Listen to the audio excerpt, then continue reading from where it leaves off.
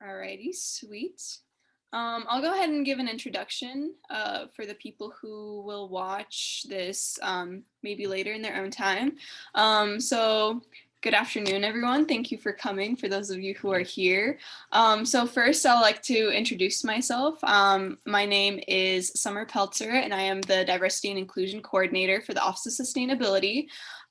Very quickly, I would like to thank and recognize the Green Jacks for working and helping with collaborating into this event as part of their Better World series. I would also like to welcome our speaker, Dr. Francis Riemer.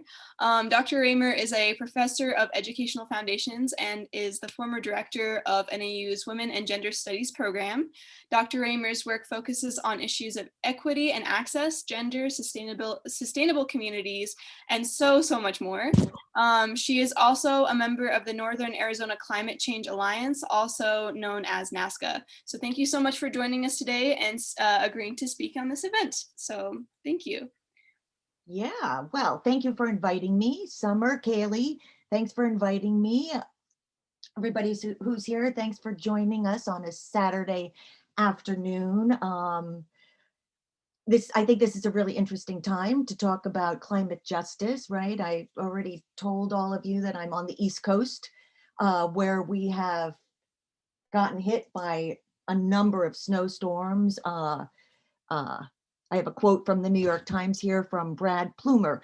Wild and unpredictable weather linked to global warming will very likely push grids beyond their limits, as he describes the Texas power outages, right? So it's very interesting the way that this whole, and every time I talk about this, there's like a new climate disaster that I can draw on. When I talked about this last summer, there were the fires in Arizona, right? I mean, it's just like on and on, these dramatic storms that we're seeing.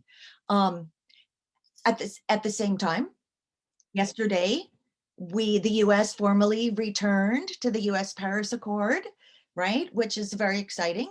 And just a few weeks ago, newly elected President Biden revoked the permit for the Keystone Pipeline and put climate change on the front burner, so to speak, of the agenda.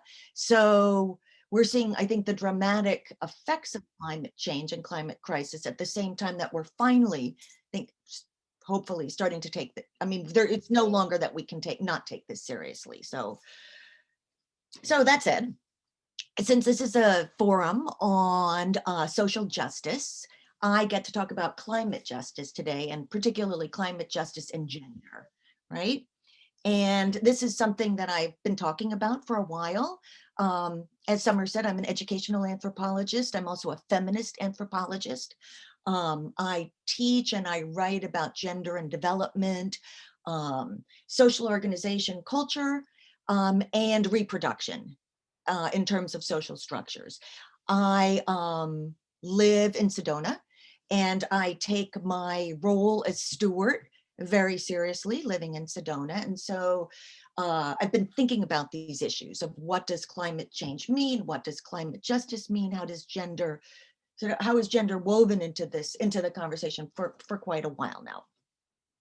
So I'm going to share my screen. So I have some lovely slides. So I thought I'd talk for a little while, and then if people have questions, I guess we're going to put them in the chat. Here's my email. Yes, if anyone has any questions, go ahead and put them in the chat, and then we'll have a Q&A section towards the end where they'll be read out loud, or if you want, you can raise your hand and to be called on to speak up about them out loud. And if, as questions arise, if there's a term that I'm using that people haven't heard of before, I'm happy to be interrupted and to go back and revisit something. And also, I'm a fast talker, so if there's something that you don't get, feel free to give me a shout. So anyway, climate justice. So climate justice, as most of you already know, and again, thank you for sticking in with me. If this is information I'm sure that you have come into contact with, but sort of building a case here. So climate justice is the way that intersectionality is operationalized by climate change movements. So climate justice then describes climate change as an ethical and political issue, not purely an environmental or a physical issue, right? So not simply looking at the biological shift or the biological changes, the environmental changes, which are indeed important, but also the ways that those shifts are impacting people, right? And then how they are impacting people differently, and most adversely affecting those least responsible for climate change. What a big surprise, right? Same thing with COVID. We saw the same, right? Same thing with COVID. And sort of, so we see this, the ways that the most vulnerable are affected by these huge structural issues. So I want to talk about three things specifically: intersectionality and climate justice, then the risks and burdens posed on women by climate change. But what I think is really important is that because of the ways that climate change differentially affects people and affects women, women have interestingly stepped up to play really critical roles in addressing climate change. So I think we have to remember that these conversations are not only about how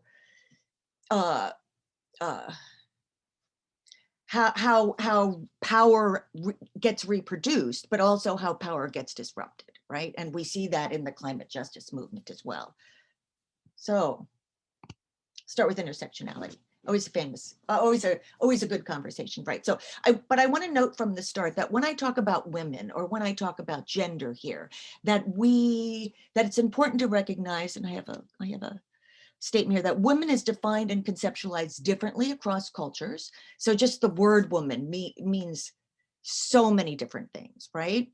And is fronted in very different ways in different cultures, but also that the ways that we define and construct what it means, what woman means, is very narrow, has been very narrowly defined, right? And has been really sort of bounded by what we're now calling cisgendered women, right? Women whose identity matches their biological sex assigned at birth. But here we want to have a larger conversation about who we're including in this analysis, right, in this investigation. So we're also including trans women, feminine identifying genderqueer, and non-binary folks, right? So, and because women and LGBT plus folks are particularly vulnerable to climate change, as I said before, they've also been active advocates. So climate justice. I begin with intersectionality. And intersectionality always begins with a conversation about Kimberly Crenshaw. She introduced the notion of intersectionality in her 1989, demarginalizing the intersection of race and sex. So Crenshaw was examining the legal system, and she observed that that in race and sex discrimination cases, women of color consistently had their discrimination claims denied. And her reflections on this notion of the ways that gender and race and class intersect led her to think about this notion of intersectionality, right? And she defines intersectionality as a framework to trace the impact of racism, sexism, and other modes of discrimination, where they come together and create sometimes unique circumstances, right? And so just this notion, I mean, because for so long we've talked about climate change as this sort of big thing that we're all dealing with, right? But when we start to think that it affects people differently because people's identities encounter the world in different ways, then we start to understand what climate justice means. I always like to quote Audre Lorde, right? There's no such thing as single issue struggles because we do not live single issue lives. Women with disabilities, Indigenous women, women of color, young women, trans women, rural women, gender nonconforming youth. Climate change affects everyone. Some bear the brunt of it. And a relevant quote by Katrina Jakobsen, who was the Prime Minister of Iceland. And I see that I said, apparently Iceland in Icelandic is island, which is someone pointed out to me when I realized that I had a mistake on this slide the last time. Human rights. So anyway, Jacobsdottir writes, in all our actions against climate change, we need to fight for climate justice. Human rights, social justice, and gender equality are all intrinsically connected to the fight because climate change affects the poor more than the rich, the unemployed, the underprivileged more than the privileged, and women differently than men. So why is this the case? Why are women and LGBT plus folks, particularly vulnerable to the effects of climate change? So the literature points to a couple different sort of areas. And the first is around poverty. Right? So statistics around poverty vary widely as to the percentage of women that are in poverty, the percentage of people in poverty that are women. But what we know is that women and girls living in poverty in particular face higher risks and greater burdens from the impact of climate change. Girls are often the last to be fed and the last to be rescued. They face greater health and safety risks as water and sanitation systems become compromised, and they take on increased domestic and care work as resources dwindle. Okay, so when coupled with unequal access to resources and to decision-making processes, limited mobility places women in rural areas in a position where they're disproportionately affected by climate change. And the socioeconomic conditions of women make them, us, especially difficult when gender and race intersect, doubly challenging the ability to find employment. Right? As Prindell states, women of color who bear the double burden of gender and racial discrimination are often economically and politically marginalized, and given employment discrimination for transgender individuals, retaining a job or seeking a new employment can be particularly challenging. So next, the literature points to food security as another sort of facet where women find themselves more at risk. So depending on the region, women farmers currently account for 45 to 80% of all food production in the global South. About 2/3 of female labor is in farming, and 90% of much farming in Africa is done by women. And in the context of climate change, traditional food sources become more scarce and unpredictable. So foodability, accessibility, utilization, and stability are all compromised. Women face a loss of income as well as harvests. And then related increases in food prices, right, make food more inaccessible to poor people, and in particular to women and girls who are, again, often the last to be fed and whose health is in decline during times of food shortage. Deforestation. So according to the Millennium Ecosystem Assessment, by the end of the century, climate change is likely to be the major contributor to biodiversity loss, right? And we see that in places like Indonesia, Brazil, where deforestation has translated to these out of control fires, right? Larger and larger. Deforestation also contributes to women having to go further and further for fuel when in places where people rely on wood for fuel. When women who tend to be the wood collectors, I work in Botswana, so in a place like Botswana, it's the job of women to collect wood, the further, or any kind of veld product. So the further they have to go, the more dangerous the trip is as well, right? And the more difficult it is to access these kinds of natural resources, the more likely it is that girls will be pulled out of school because their help is needed at home, right? So another segment that's discussed is water. Climate change affects both the availability of fresh water and the availability of water in general, right? Of potable and usable water in general. Again, in many countries, girls are responsible for collecting water, And so the distance again and the lack of water, of course, affects them most. Women and girls also pay the heaviest price for poor water-based sanitation. It's an example that's often given in places where groundwater is contaminated. In the Ganga River Valley in India this is an ongoing concern in India, Bangladesh, Nepal, and Tibet. Increased flood levels intensify the rate of exposure among rural people of arsenic poisoning in the water, and the resulting health problems can include lesions, skin hardenings, dark spots on hands and feet, swollen limbs, and these kinds of disfigurations also are stigmatizing for young girls, right? And then affects their ability to get married, affects their ability to live and function in community. And lastly is climate itself.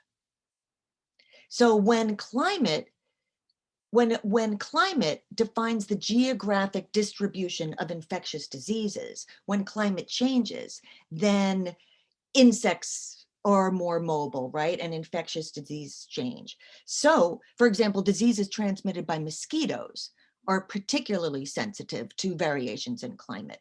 Warmth accelerates the biting rate of mosquitoes and speeds up the maturation process of the parasites they carry. Sub-Saharan Africa is already home to the most efficient mosquito species in the world and to the most severe forms of malaria. So rising temperatures are likely to increase the life cycle of the malarial parasite and to spread malaria to new areas. Floods are increasingly related to climate change, and they may also increase the prevalence of water-related diseases, especially water and vector-borne diseases, which affect millions of people each year. As diseases increase, women's caregiving demands also increase, right? Because more family members are ill. And then all of that seems to show an increase in gender violence. So according to a study by the International Union for the Conservation of Nature that was conducted over 2 years and involved more than 1,000 sources of research, there's a positive statistical relationship between gender-based violence and climate change. It says here, we found gender-based violence to be pervasive, and there's enough evidence to suggest that climate change is increasing gender-based violence. Environmental degradation now affects our lives in ways that are becoming impossible to ignore, from food to jobs to security. The study shows that the damage humanity is inflicting on nature is also fueling violence against women around the world, a link that has so far been overlooked. Indigenous women and LGBTQ folks in the US are particularly vulnerable because their race and gender intersect to create socioeconomic and environmental challenges that affect their climate change resilience. So, for example, Indigenous women experience some of the highest rates of violence of any women in the US, making them particularly vulnerable to escalating rates that have been documented when we have seen the effects of climate change. So globally, about 12 million more young girls are thought to have been married off after increasing natural disasters, and weather-related disasters have been shown to increase sexual trafficking by 20 to 30%. So why is that? Well, global heating puts pressure on resources as extreme weather, right, grows more frequent and more devastating. In many parts of the world, women are already disadvantaged, and so they're vulnerable to exploitation. The report that I mentioned previously, the IUCN report, on which the data is based, quotes a girl who was 13 years old, Natoya Sande, in Malawi. She got married at 13 against her will. The quote is, "I was sent to be married because of a shortage of food in the house. Her parents used to have a small piece of land, but floods wiped out the harvest. She said, I tried to negotiate to tell my parents that I wasn't ready, that I didn't want to get married, but they told me that I had to because that would mean one less smell at the table."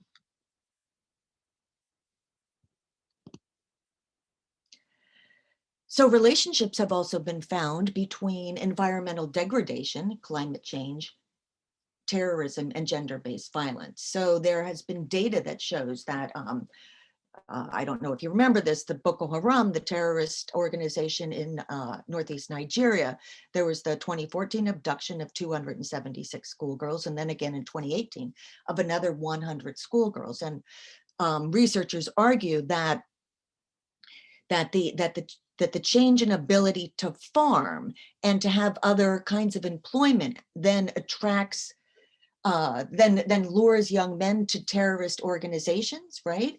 And that connection, this increase in terrorist organizations, has in turn leads to the abduction of girls, both for kidnapping purposes to get money, right? But also because gender violence and war go hand in hand.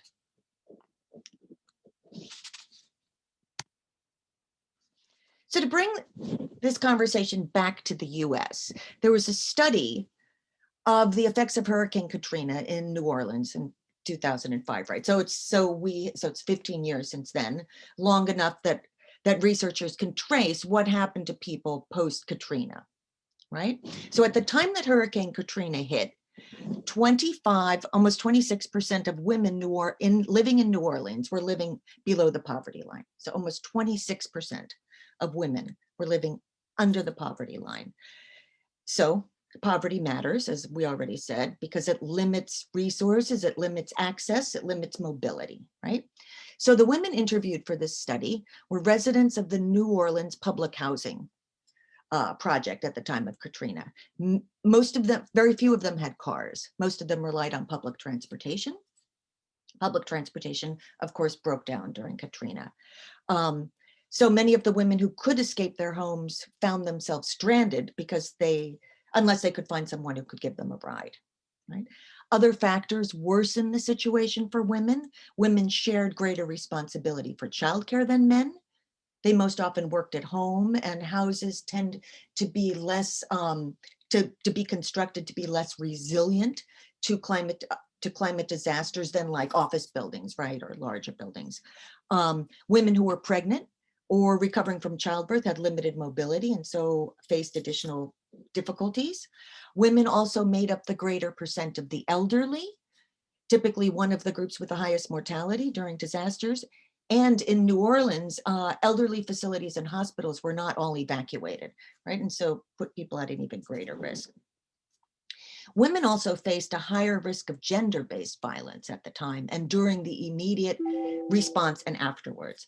So the rate of gender-based violence in Mississippi after Hurricane Katrina rose from 4.6 per 100,000 per day to 16.3 individuals per 100,000 a year after Hurricane Katrina. So it increased four times, right?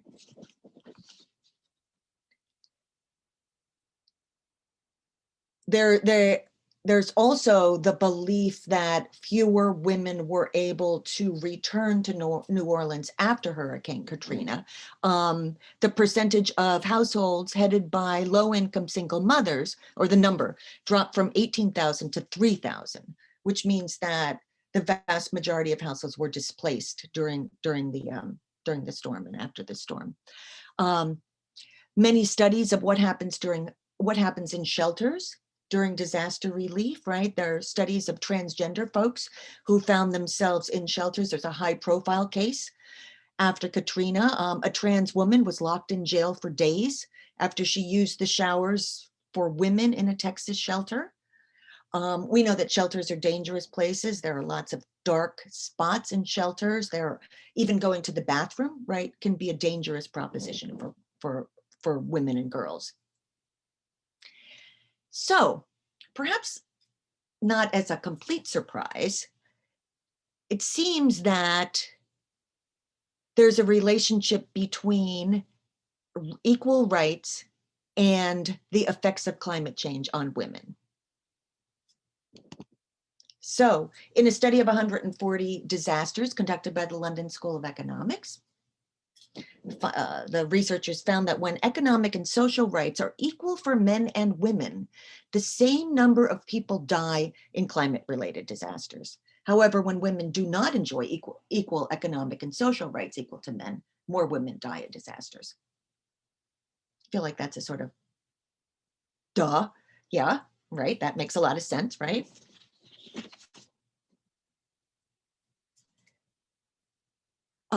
And I think that what's important about these kinds of findings is that there's a lot of time, there were many decades where folks who worked in climate change didn't necessarily talk to people who were involved in gender justice kind of issues, right?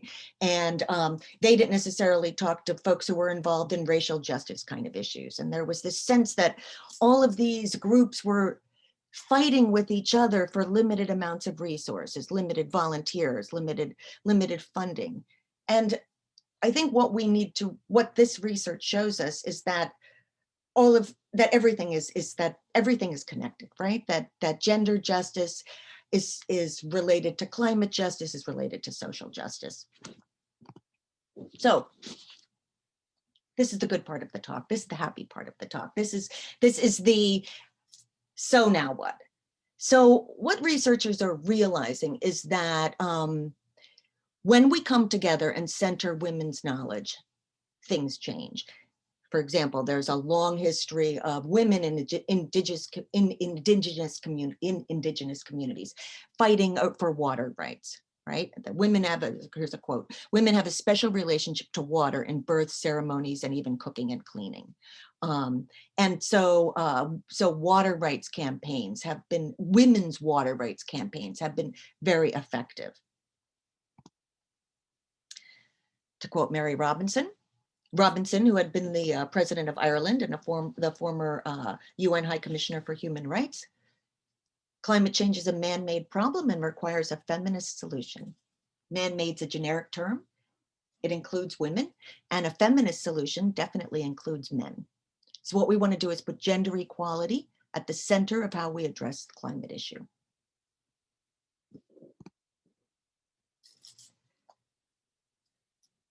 So I like this idea of gender mainstreaming, which is the notion, and I think we're going to become better at this notion of sort of gender mainstreaming around race, mainstreaming around class, which means that whenever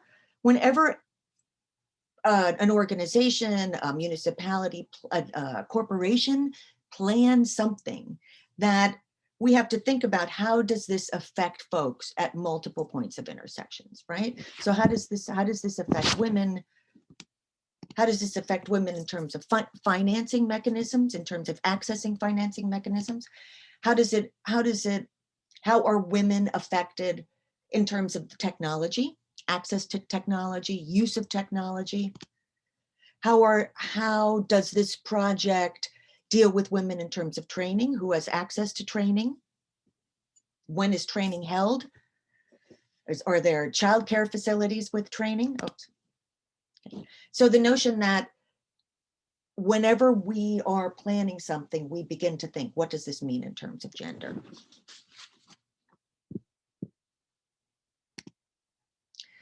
So another way of thinking about centering women's knowledge is the finding of a positive relationship between female representation in governing bodies, parliaments, for example, and the stringency of climate change policies.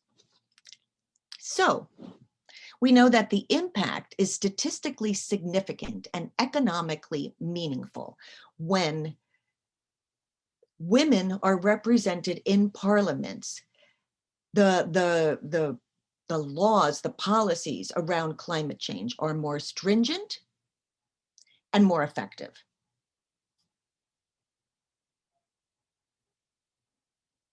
Across 130 countries, women in government positions were more likely to sign on to international treaties to reduce climate warming than men, right? And when we look at policies across countries, we can track the difference that gender representation makes.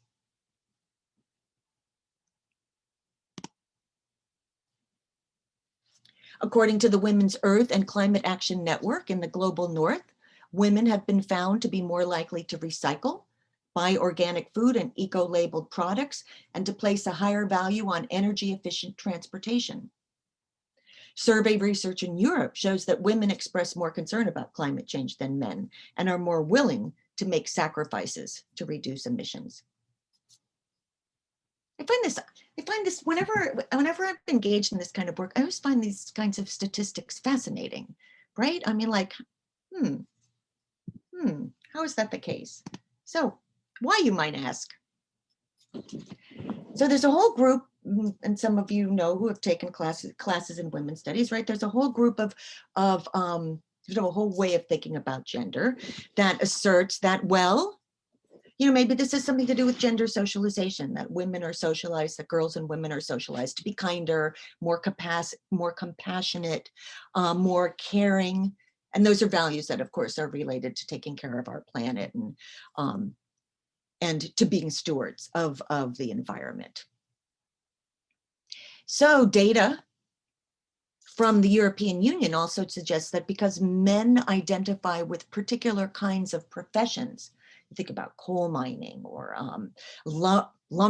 being a lumberjack, right? That those professions have a closer relationship to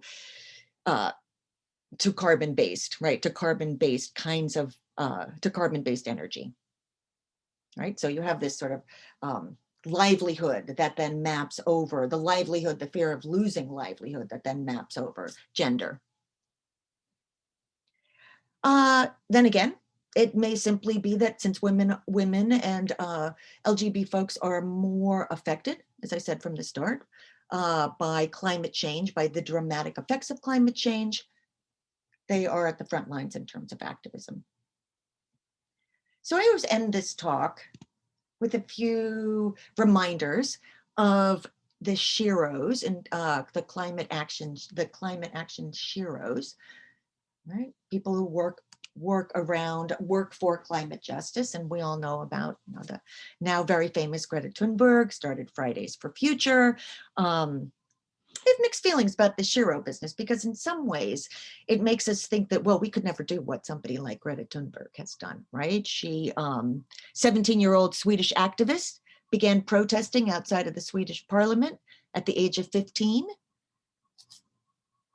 As of March of last year, 1.4 million students in 112 countries joined her call for climate strike. I think on the other hand, her story is important in thinking that sort of a sustained effort, even by those of us who are at least, even by a 15-year-old girl, may translate into something bigger. Can't really talk about gender and climate change without referencing Rachel Carson. Her 1962 book, Silent Spring, spurred an examination of pesticide policy in the US, led to a ban of DDT for agricultural purposes, and helped inspire an environmental movement that led to the creation of the EPA. So sort of one of the heroines of the environmental movement, right? I've learned of India Logan-Riley, who works, she's a Maori youth activist, and she has worked to develop this organization, Te Ara Whatu, which highlights the disproportionate burden of climate change on Indigenous peoples. Her activism and the group's activism contributed to the historic inclusion of the Indigenous Peoples Caucus in direct UN negotiations on climate change, and ensured that official Indigenous voices appear in the Paris Climate Agreement. We have Berta Caceres, a Honduran rights activist who rallied Indigenous people against, waged a grassroots campaign against, or pressuring against the construction of the world's largest dam. The dam would have cut off the supply of water for local people. And so her work has been recognized. She was also assassinated in her home in 2016 by armed intruders for her work around environmental action. It is believed that 3 of the 8 men who were arrested have ties to the CIA. One of my famous sheroes, Wangari Maathai, who started the known as Mama Trees, a Kenyan environmentalist, the first African woman to win the Nobel Peace Prize. She started the Greenbelt movement in Kenya. She agitated against illegal developments on public land and the eviction of poor villagers by large corporations. Her movement has planted 51 million trees and trained over 35 women in forestry, food processing, beekeeping, and other trades that help them earn income while preserving the land around them. Vandana Shiva, Indian food sovereign activist. Shiva fought against biosynthesized beta carotene in her work around golden rice, right? So one of the first activists to bring concerns about chemically or lab genetically altered genetically altered seeds, right? That are given out in farming communities across the global South anyway, right? And so the problem with these seeds is that they don't reproduce, right? That you have to keep buying them every season. Vandana Shiva also became involved in water rights campaigns in India and waged some successful battles against Coca-Cola, which was interested in privatizing water for their bottling purposes.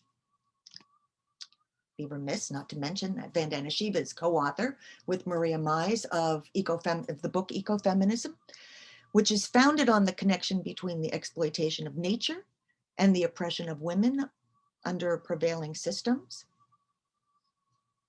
So ecofeminism argues and rejects what ecofeminists call false solutions, the responses to climate change that are based on savior technologies and market solutions.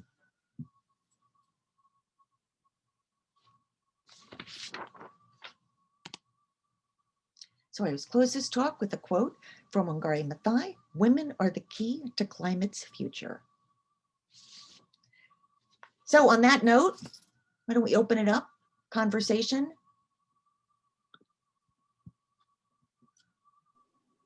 Thank you so much, Frankie. The first question is from Emily, and Emily, feel free to unmute yourself if you want to ask it. But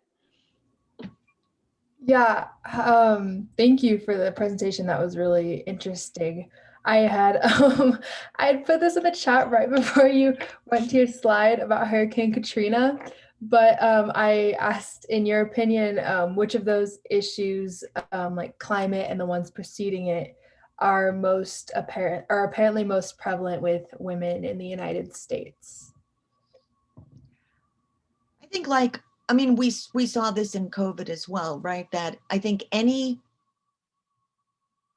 disaster affects the vulnerable most, and women and children tend to be, and trans folks, right? And LGBT folks tend to be more vulnerable, right? Have fewer resources, there are fewer legal protections in place already, right? And particularly when social networks fray, right? During large disasters like Katrina, where neighborhoods are uprooted, community members are dispersed, right? That then there's less support to draw on. So I'm not sure, maybe ask the question in a different way, because I feel like I'm not quite getting at it. Well, one way also, other than Hurricane Katrina, you answered during the presentation was the kind of staggering difference of Indigenous women in the United States, like the MMIW movement and things like that, like how environmental issues can lead to issues with women in the United States. Yeah. Well, and I have some friends, colleagues, sort of, who are in activists in Navajo, and they were active to closing the coal mine, the Peabody coal mine that was closed recently. They're very involved in that movement. And so I talked to them about what it means to be a feminist for them, right? And what does it mean to be a feminist activist? These are Navajo women. And they say that those are sort of terms that don't translate clearly, or in the same way that they might think that being an activist is part of what one does as a member of the community and as a member of a family or as the caretaker of a family. And so being Navajo and being a woman and being a mother or a sister or a daughter, a granddaughter, all sort of comes into play together. And as part of the ways that one takes control and sees how to address the effects of climate change, right? How to disrupt and affect, and how to disrupt and address the effects of climate change. Yeah, and I think that for the folks that I'm talking about, that because families are close, it's so change is, I mean, we've seen this with COVID, right? That because because people are in extended families, we see the effects so clearly, right? It also makes fighting for climate change different in that you see the effects of employment, right? That one of the real challenges, I think, around closing Peabody Coal was that people were dependent upon the coal mine for decades, right? For jobs, for buying trucks, for buying food, for helping the extended family. And so in conversations about closing the coal mine, there have to be conversations about green jobs and what does this mean for our community in terms of economics, right? And I think that in a way, that connectedness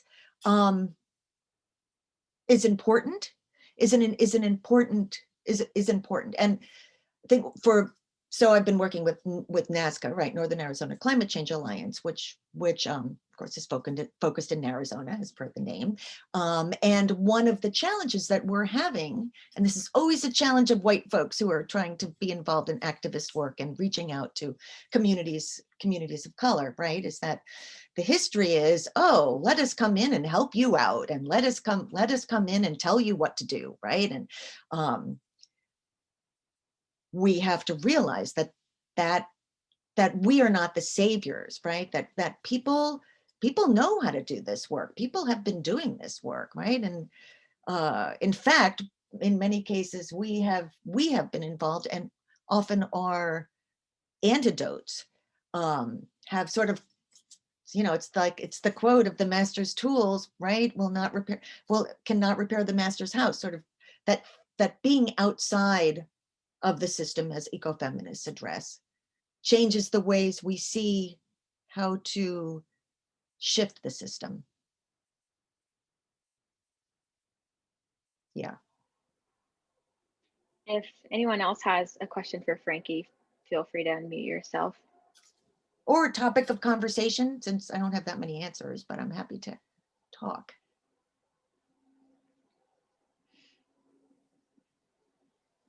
Frankie, I would love to hear your thoughts on how you would describe the relationship between toxic masculinity and climate change, and what's the most effective way to address both simultaneously?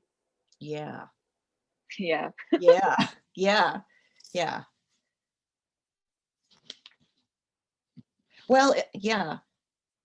I think it goes back to that notion that these aren't single issues, right? And if, as a feminist, depending on which ist you are, right? You talk about the big bad structure in different ways, right? Feminists, right, talk about the patriarchy, and Marxists talk about capitalism, and post-colonial scholars talk about colonialism, right? So however we define it, certainly masculinity and the ways that we see and have been taught to think about gender is front and center, right? In the same way that the ways we've been taught to think about race is front and center, right? The ways we've been taught about hierarchies is front and center.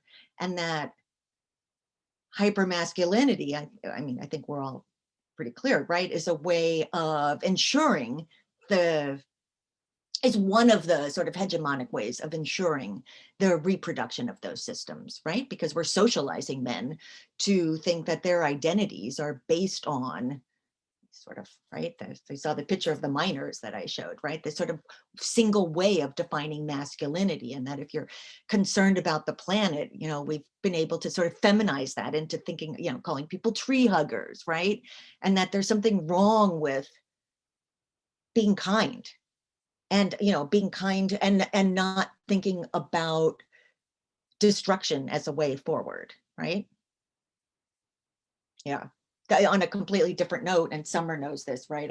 I'm on a little campaign to try to replace Louis the Lumberjack. And as I was as I'm thinking about hypermasculinity, I mean, that's one of the problems that I have with Louis the Lumberjack. I mean, even I saw Louis yesterday. He was sandwiched between our new president and his wife. And I don't know what, I mean, I see Louis the Lumberjack and I get a little triggered by that guy. And it's sort of, I mean, maybe if he, you know, there was a Louis the Lumberjack sort of Fred Flintstone version where he looked a little goofy. Maybe if we kept that, I don't know. But I mean, this guy just sort of the axe and I mean, even when he's smiling, he sort of looks angry. And it's that sort of hyper masculine notion of cutting down trees and controlling the environment that seem to somehow go hand in hand. And the normalizing, I think the normalizing, right? Because even in our conversations about Louis the Lumberjack, often the response is, well, what's wrong with that, right? What's wrong with the axe? What's wrong with the lumberjack? What's wrong with the big scary guy?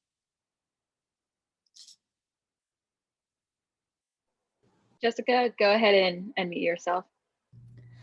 I would love to know if you had the responsibility of switching our mascot to something else, what would you pick? That's an excellent question. So I am trying, so my sense is that this should be a community conversation, right? Because I mean, if we're gonna have a mascot, it should be something that represents who we say we are at NAU. I mean, we clearly market ourselves a certain way. So it would be, I mean, and we have the Green Jacks, right? And we have a commitment to sustainability, right? And we like to say we win all sorts of awards around sustainability. And so I would argue later that it would be good to have a mascot that more closely reflects sort of notions of diversity, notions of sustainability, notions of the plateau and the fact that we're on indigenous land, right? Notions that actually historically, like there were Latinx people who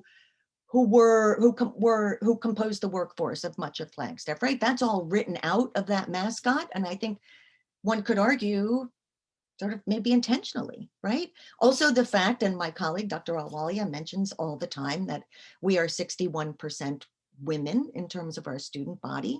Also something not reflected in the mascot. Me personally, I like the idea of a raven. You know, I mean, we see ravens. I'm from the East Coast. We don't have ravens here. So and ravens are very, very smart birds. Native people think about them as sort of being the communicators, right? Flying from one place, messengers, the journalists. So personally, I like that idea, but I'm not positioning myself as having an answer. I just think we should rethink Louis, who hasn't even been around that long. So it's not like, you know, the hand of God has somehow like anointed Louis and that's the end of the story. I mean, right? A couple decades.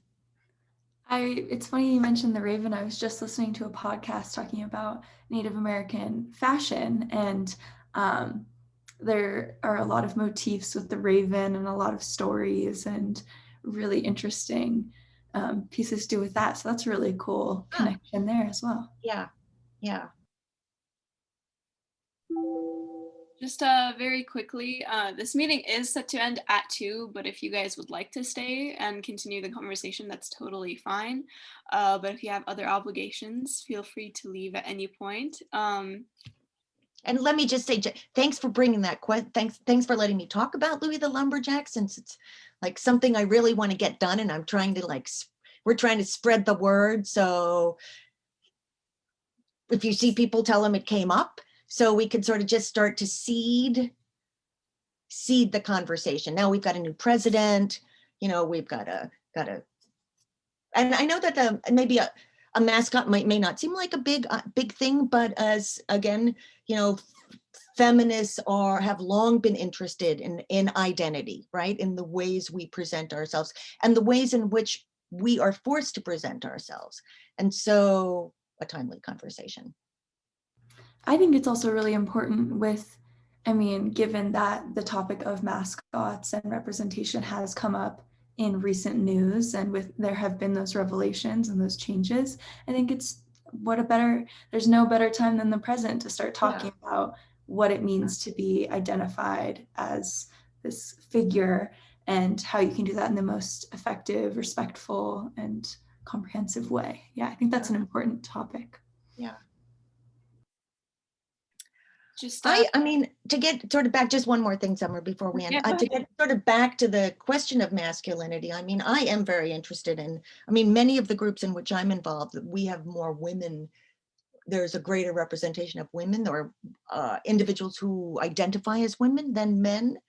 And we're always trying to think about how do we reach out, right? How do we include more folks? How do we bring more men into these conversations? Which is interesting because, right, 20 years ago, we had this conversation about how do we bring women into STEM and how do we move into, so it's interesting how these conversations sort of shift as historical circumstances change. But the broader, the more inclusive we can be in these conversations, I think the more effective we'll be. Awesome. Well, does anyone have any last remarks or questions very quickly before we end this meeting? Oh, go ahead, Emily. I was just really curious, Dr. Riemer, because you're talking about ecofeminism. I took a course where we went over ecofeminism, and I was wondering if in your line of work you've seen any kind of ways that sustainability, being a female-dominated profession, usually has manifested from, like, a lot of times people refer to, or Mother Earth, or I'm from a seaside town, and, a lot of people really give the ocean a feminine identity. So I'm just wondering if you've seen how people personify environmental facets to be female or feminine, and if you've seen it kind of manifest in any of your work. Yeah, no, I have not, but I think it's a really interesting question, right? And even when we think about, I was thinking of what kind of environmental forces are gendered male, thinking about I guess there is a sort of wind, right? You sort of have, that has an old man face.